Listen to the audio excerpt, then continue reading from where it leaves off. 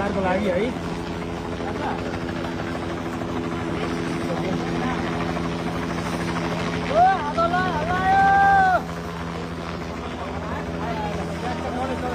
बल्ल चाहिँ ढुक्क भयो होला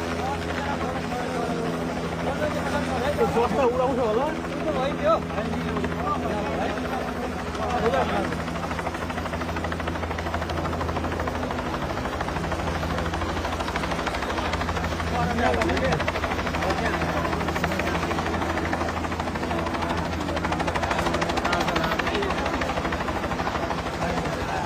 ताजा लाहा भन्नु लाग्यो लाहा भने होला ताजा लाहा भन्नु के